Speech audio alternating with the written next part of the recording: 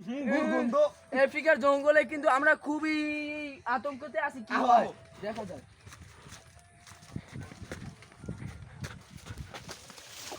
যায় হালারা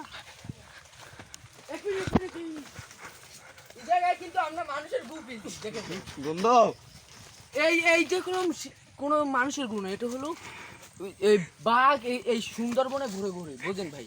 আফ্রিকার জঙ্গলে আমরা এই যে দেখেন এই লেকটা কোন বাঘে হাঁটে। এই যে গাছটা দেখতেন, এটা কিন্তু মাদারচোদ গাছ। এই গাছটা কিন্তু মাদারচোদ পাওয়া যায়, সোজা বাংলা কথা। আমরা আবার বেশি কথা বলি। আসেন আমাকে পিছিয়ে আসেন, পাইবেন।